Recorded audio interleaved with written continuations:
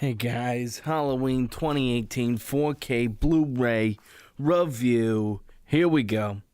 Now I know in the 80s nostalgia episode of the podcast, I did do a bit of this review, but I thought I'd go a little bit in depth on some of the features on this Blu-ray, some of the things about this that I like, what I like from it as a horror fan, and kind of what Halloween 2018 kind of means. Now, one thing I will say is this movie features a lot of cliches, and to me, a lot of them are kind of played off in a way that made me feel like almost it was kind of jabbing at those cliches in the horror genre. But I've had other people say, oh, this is riddled with these cliches, and this movie's dumb. So I don't know. I think sometimes it's up to kind of interpretation, but I really don't know. I'm not going to sit here and claim that this is the best movie of the year. I'm not going to say, hey, Halloween 2018, better than everything else. No, I had a fun time with it. I enjoyed it. I like the series. I love the original. This is a no-brainer if you're a fan of the original, fan of this movie. If you like this movie, going out and getting a 4K makes absolute sense. It looks really good. The steelbook at Best Buy was fantastic. Might be too late for that now. They might be all sold out, but they were really gorgeous, shiny and chrome. But I have to say that this 4K was great. I think as a movie release, I'd give this a good score. I think they did a cool job. I think it's a good scan of the film. And feature-wise, I'm going to start with talking about the music one. I'm going to go out of order on these on purpose to kind of give you an incentive to kind of get this you won yourself rather than have me just talk through the whole thing and have you have no surprise. So just giving a little bit about how John Carpenter's experimental synthwave score for the film is explored in a music special feature. They talk the soundtrack. They talk with Cody Carpenter, John's son, and Dave Davies from the Kinks' son is in the band too, and they worked on the soundtrack together. It's one of the best soundtracks of the year. I thought it was really good. I thought it deserved consideration from the Academy, but a synthwave soundtrack's never going to get a nomination, so I wasn't going to hold my breath on it. But I have to say, David Gordon Green, good job overall with these features, man. He was very involved with everything, and he talks about a lot of them throughout this. There's another feature where it goes in and talks really with the director and him talking about music, and then John talking about it, and it's a really cool feature. There's one called Journey of the Mask, talking about Jamie Lee Curtis and Michael's journey throughout the years, and how, he never fails to keep chasing after Laurie Strode and how great that is. There's one where they talk about the crew and the legacy of Halloween. They go in depth on what Halloween means, some about the holiday, and what a horror movie can be. So that was pretty cool. They kind of talk a little bit in one of the features about how women are very important in this series, and I do think that is one thing the series intended to do, was to try and give kind of women a little bit more focus on stuff rather than the kind of male-centric identity. I mean, horror has always been quote-unquote progressive in that regards, but I don't know exactly how intentional it is, because, you can't throw in any one of those Friday the 13th films and tell me you think it's progressive, because the amount of clothes the women are wearing, it diminishes with each film, Plenty of nudity in those films, which if that's your thing, I guess, there you go. But it's really interesting when you look at some of these slasher films that This one is relatively tame in regards to that, and I don't think there's any nudity in this film. Which, you know, some people might be mad about, but, you know, all in all, is that what makes a good film experience for you? If it does, then I'm sorry, so you're not going to like Halloween 2018. I also hate, my biggest problem with the fucking movie is that it's called Halloween 2018. What the fucking dumb motherfucking shit is that? You know, well, no, it's called Halloween, and then you have to give it the subtext 2018 because there's the 1978 original. You know, it's like you had 40 years to come up with a title, and you didn't. You know, you know, so there's some mixed feelings on this one, but for the most part, I enjoy this. I just think what's really funny, I did a little thing on here, and I think I talked about it in the podcast, but I don't know what's up with good horror films and IMDb and why they always have a 6.8 out of 10. Like, it's ridiculous. It Follows has a 6.8. The Witch has a 6.8. Babadook has a 6.8. This movie has a 6.8. You know? Like, what the fuck's going on? I really think people in the horror genre are all looking for such specific stuff, I guess. But it's so interesting. We live in an era where there's not like a single horror film from like the last 25 years with a half decent rating, you know. I mean, Saw has a good score, and I think that's like a 7.6. I think it used to be a 7.7. But, you know, it's dropped. I do like the first Saw movie. I do think it's good, and James Wan's done a good job with his Conjuring movies, and I think they have low 7s, which that's good. Those are good scores. I just think it's really interesting, though, that with a movie like It Follows that has like a 99 or 98% on Rotten Tomatoes and has like a ridiculously high, like it's got a great Metascore, like 88 or something, I'm pretty sure. And The Witch is very similar, and Babadook similar. I really don't know how some of these films have such low IMDb scores. I don't know what's going on, if it's the fact that, you know, teens and adults are never going to agree on a good horror film because teens just want, you know, boobs and murder and shit, and adults are looking for quality filmmaking. You know, I don't know, but I just think it's funny that,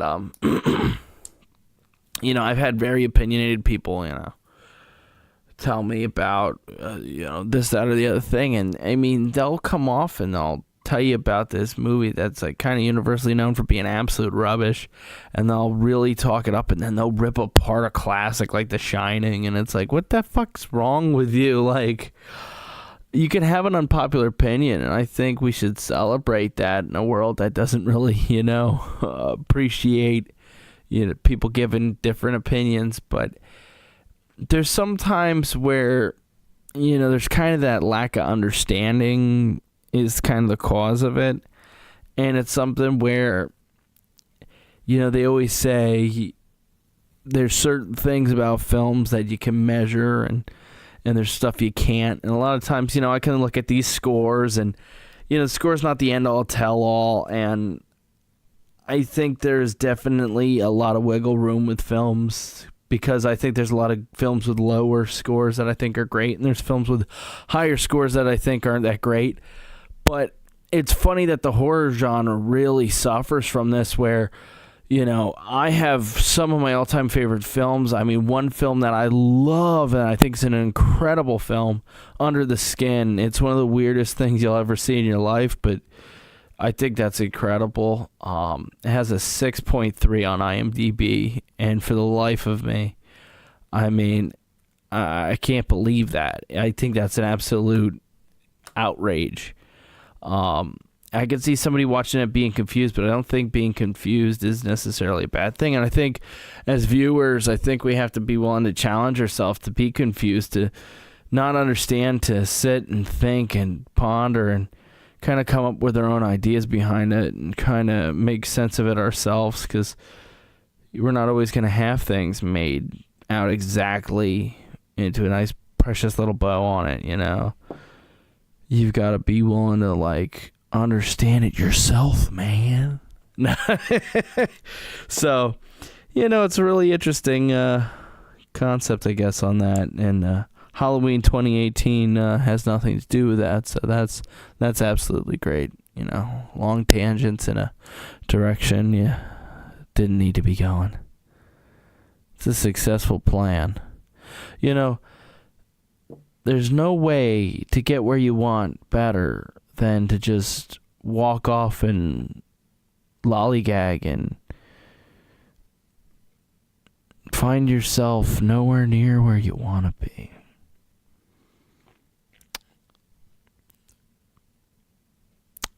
That's kind of like this film, you know? It's nothing like this film. No, it's just so funny. Oh, this movie is evoking just such incredible passion for me. You know what it is? Recording late night, just a horrible idea. Oh, sometimes you just got to call it a day and say, you know what, you just didn't get it done today. You'll do it tomorrow. But, you know, I think one thing about horror films is, you know, kind of, you know, these home invasion films and stuff like this, it just, to some degree, you appreciate life a little more because you realize that, you know, if there were some fucking guy in a mask and he was in your closet and he's about to murder you and stuff, it's like, what mattered to me, you know, like, what did I do? Did I do things that I'm proud of? Did I impact people? Did I give? Did I hope? Did I love? Did I laugh? Did I learn? You know, maybe it's just a dumb fucking movie with a guy with a mask on stabbing some naked chicks, you know? You know, maybe these movies are dumb as fuck and I'm just hoping they're smart because I love the genre, but I only love the genre because of misunderstandings. I guess that's what some people would make you believe, because, you know, it's funny, there's sometimes you read critic reviews and it almost feels like they watched a different movie than you did. You know, absolutely, there's times where you read something and it's like, wow, you're a grumpy pants, or, you know, or what the fuck were you watching? I mean, my number 2 movie of the year, Suspiria, which, you know, I can see where it wouldn't be everybody's favorite film, but I don't know how, from a critic who's supposed to be appreciating filmmaking, isn't appreciating that film. But then, like, something like Black Panther, you know, just incredible amount of praise from critics, and I think there's stuff in Black Panther that's just outrageously, hilariously bad. I don't think Black Panther's a bad movie. I don't think it's a necessarily great movie, and I honestly, you know, I hear that, you know, Best Picture nomination, it's like, really? And then if I were to even mention Halloween 2018 as a Best Picture nomination, I mean, people would laugh at me. And I think that's a shame because, you know, I know a lot of people who really love this movie. And I really enjoy it, and I'm going to keep returning to this year after year on, like, a Halloween. I feel like it's a great watch with the original. It's a great pairing. You know, there's so many different ways to watch the Halloween franchise, being that they've gone out of their way to make sure that continuity is not really a thing. But, you know, this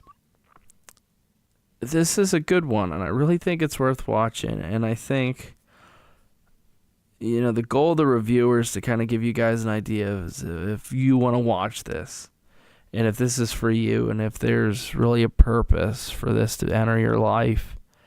And I think it's so easy as a reviewer to sit here and be very harsh and critical of stuff because it's, you know, I got to help that selection process. I got to help you determine if this is good enough.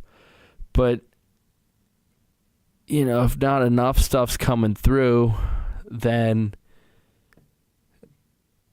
you know, people are like, oh, they'll run out of things, they'll get bored. But if there's too many good movies, supposedly, the thought process is, well, then the good films won't really be able to hit people, and people won't see the best of stuff. And that's why I do think it's important for us to have a bit of an interesting, and unique grading system. And I think for me, I like mine so much because I'm not really giving a score based on, some numeric thing I came to, and I'm trying to figure out, this one is, it's not as good as this film, or, technically this was bad, and this, that, and the other thing. It's just me going, how do I see this movie? Is it, a top film? Is it a masterpiece? And in my eyes, I feel like there's kind of that top tier, that creme de la creme of, that rare film like a Taxi Driver, Godfather, that you don't get often, and it just incredibly blows you away. And then there's that layer of film that you just absolutely love and you think are great films. And I consider those to be special editions. The ones that, I got to go out and get the special edition of that. It might not be an American staple, and it might not be like the best of the best of the best of the best, but it's still really freaking good. And I still think that's definitely worth going out and buying that $30, $40 special edition or whatever kind of thing it is. Buy the Criterion, buy the Arrow video release. I think it's so easy to fall into that trap of rating things on this scale that kind of arbitrarily says, well, this is a 5 out of 10 and that's a 6 out of 10. And different people are going to interpret it differently. One of my favorite guys, Your Movie Sucks, he'll tear a movie to shreds and he'll give it a 4 out of 10. And then you'll hear him give a movie, there's things he liked, things he didn't like. That's a 5. And it's like, okay, so a 5's average. And then he talks about this movie and he says he really liked it. And he'll give it a 6. And I'll just be like, what the fuck's going on here? And then, a 7's a movie that he liked even more than that. And an 8's even more than that. And then he almost never gives out 9s or 10s. So it's like, to other people who might grade really leniently, I've had people tell me, they loved Suicide Squad, or they're like, I loved it, I'm going to get the Blu-ray, I'm going to do that up. To them, it's a Blu-ray worthy, and I think that kind of serves as a good grade to that, rather than that kind of, I'd give it, a movie I'm going to go out and get a Blu-ray, I might say, I'm not going to give that any lower than an 8, because if you think about it from the school system, you have your A, your B, your C, your D, and a movie that you're going to give a 6, that's a failure grade, So you get a 6 out of 10, you failed. But Your Movie Sucks would say that's a good movie, or he'd give positive aspects and things to it, or he liked it, or, it's just really crazy. And that's the thing about this whole game, this game of picking and choosing movies and such, that you can go all sorts of routes. So I know this has almost nothing to do with the topic at hand, but I think sometimes it's interesting to delve and go a little bit outside of where you expected to go with things, because it can kind of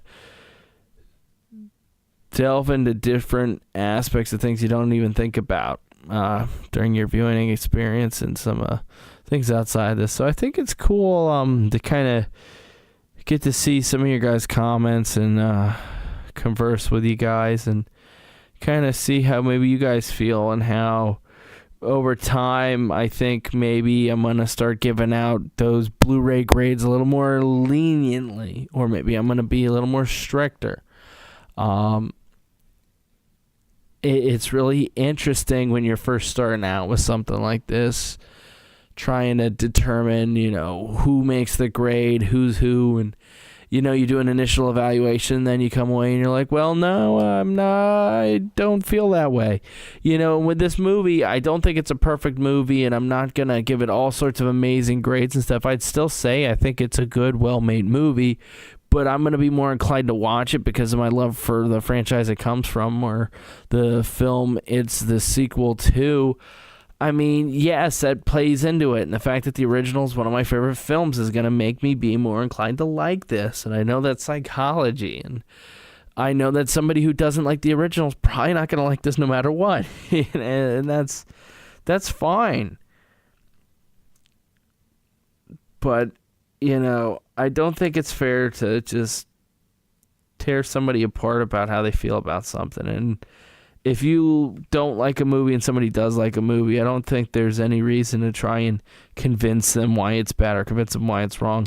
I think, if anything, it's a lot more powerful to try to convince somebody to check something else out or watch something else, and maybe they experience something else that they love even more.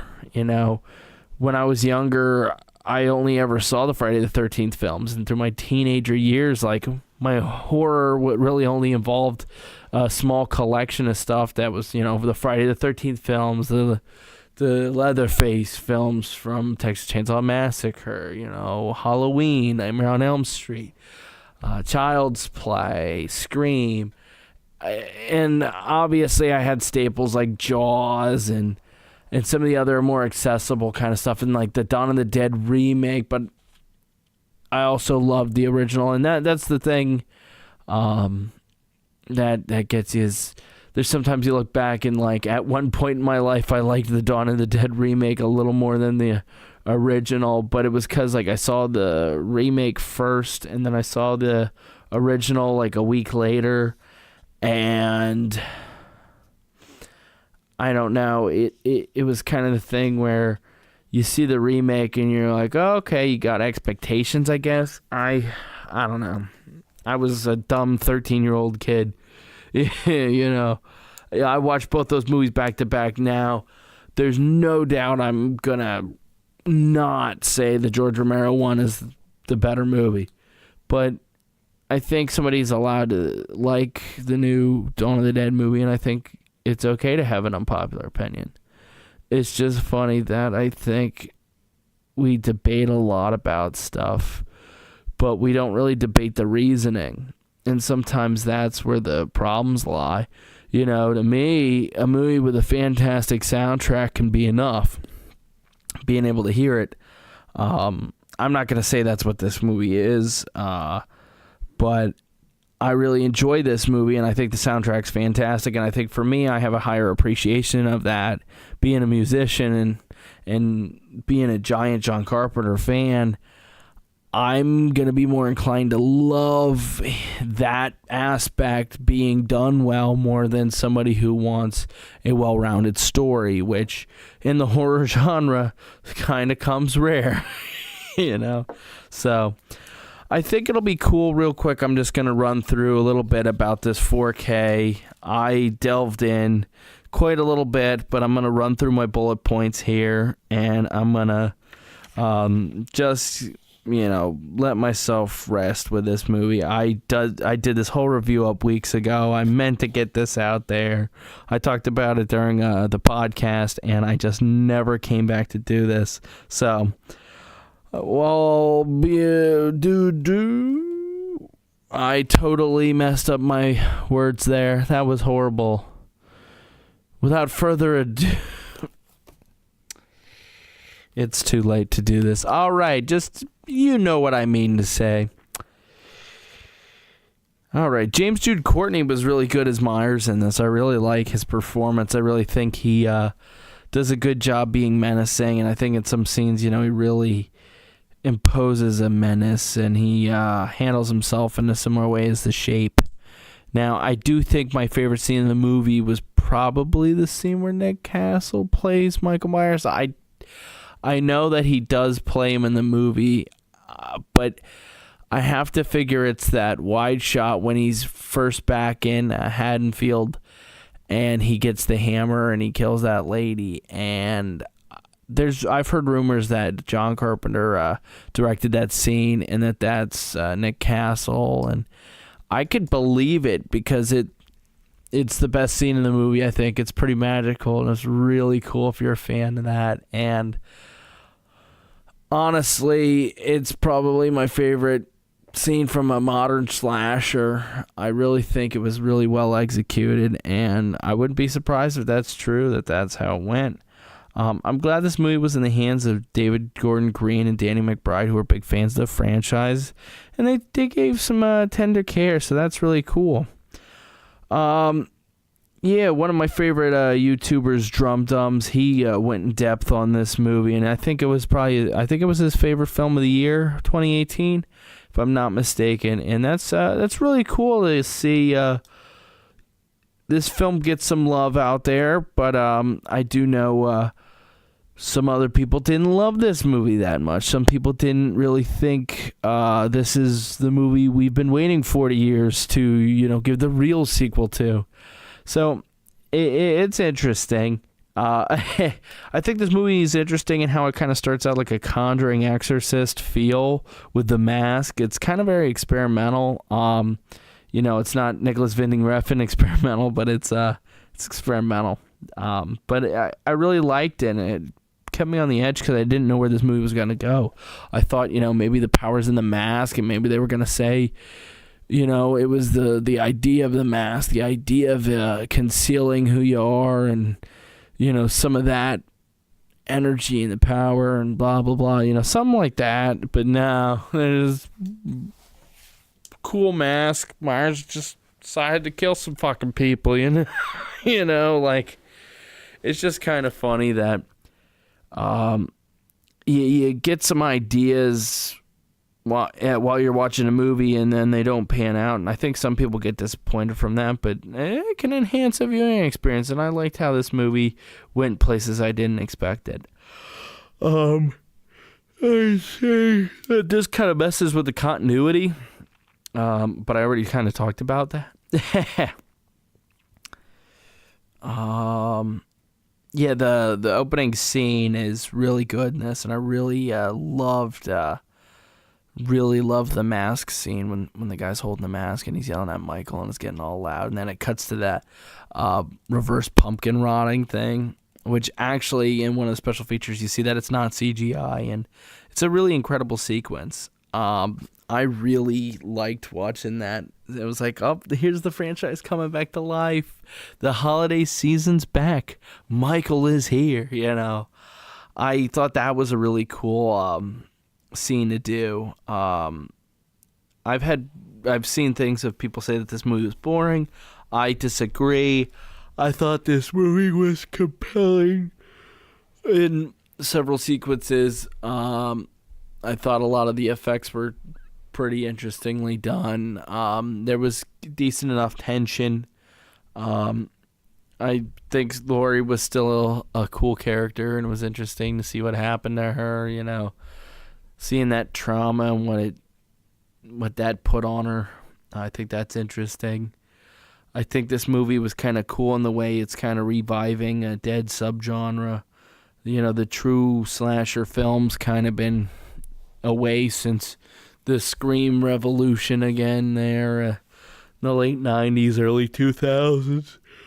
But this film follows that more drama-first mentality that's kind of becoming more popular with films like Hereditary, Quiet Place, Babadook, It Follows, where, it's that drama-first, horror later, and I think it really helps to ground it in reality, and I do think that's a good point that a lot of horror films have been making. But, now it's been so long, I feel like, since we've had those really mythical horror films, those ones that, weren't that balanced and they weren't total reality. They were so off the wall, but they were so good because of it. A movie like From Beyond or Reanimator, I think, I don't think anybody could watch Reanimator and be like, that film was so realistic. But Reanimator is one of the all-time great horror films. I love Reanimator. I think it's great. That's not Halloween 2018's 4K, so I don't know why I'm talking about it, but yeah. We take a break in the action to inform you that Alex is under the weather. He has been making poor decisions and misunderstanding what the power of the microphone is. We now bring you back after this quick message. Thank you for that quick message.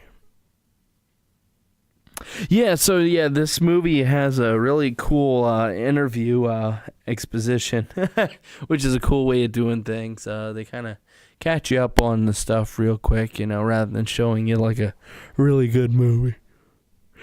But I liked it. Or didn't I? I don't know. Halloween 2018 just makes me sad. I'm still talking, man. Like, this review, man.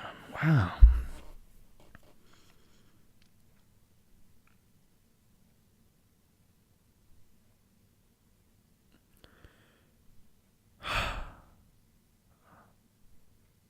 I need a Red Bull, don't I? Don't record too late. Don't record after the caffeine stops working. Don't record. Don't record. Don't record. This is a weird one, man. Like, people are going to be listening to this one. They're going to get to this spot and they're going to be like, I wonder if he's talking to me. Wonder if this segment means something to me. I found my inner self. What if I did intend it? What if I didn't know? What if the global unconsciousness, Oh, yeah. I have you ever done something and you just felt like you were done with it, even though you knew you weren't done? That's how I'm feeling about this review. Oh. I enjoy all sorts of things about this movie, Then the guy gets peanut butter on his dick and he goes, I got peanut butter on my dick, I thought it was funny, it worked for me, man. It shows damage on the victims. It calls back to the other films. It has, they talk about things that go against the second movie. They have the mask from the third movie. And then, obviously, please God, no Halloween Resurrection shit. And thank God none of that's in there. But, it's interesting because they have the Lori scene and it's kind of reversed and it's her outside. And then there's the scene where, Mike throws her over the balcony and then she's there and then she disappears. She's not there and then blah, blah, blah. It's a callback to the original and you should like it. No, all in all, like, I might sound like I'm making fun of this movie, but I actually enjoyed this and I have a fun time. I bought the 4K thing, man. It's a fun movie. It's good. There's a part with Loomis's voices in the movie, and that's cool. And this movie has cool practical effects, and there's a head-crushing scene that's crazy, and then there's some crazy gore. And it has some aspects of family and the family dynamic and how it affects you and how a crazed mother can affect her children when blah, blah, blah, blah, blah. Watch a fucking movie. Don't be an idiot, and you'll pick up on cool things, I'm not going to give spoilers. I'm not going to ruin this movie. But I ruined the peanut butter dick for you, so I'm giving you spoilers and ruining this movie for you. Oh, this has gone so horribly wrong. Oh. The 4K quality was pretty cool, man. It was good, Scoob. Oh. And that was pretty cool. It looked good. It sounded good. The steelbook was really damn good. So, what can I say? It's, when it comes to horror sequels, you're not going to get much better than this. Especially 40 years onward. So, yeah, I hope you liked this review. It was long. It was ambiguous. And it gets everywhere. I hate this review. Every fan of the prequels was like, he mentioned my favorite film. Attack of the Clones is the best movie because it's Star Wars and you just don't get it. If you don't like it, you don't like Star Wars, and that means you're dumb doo-doo head, and I hate you. Everybody knows that Padme and Jar Jar are the best characters. Like, if you don't like them, you're just a hater. The Force Awakens is like the greatest film ever made. And I have to say, without a doubt, like, if you don't like Last Jedi, I just don't even understand. Like, you're just a hater of progressive themes and ideas that are impacting the world in just such an amazing way. You just don't get it. You don't get it. No, you don't. No. No, you are just wrong. And like that, Ron Burgundy finishes the news.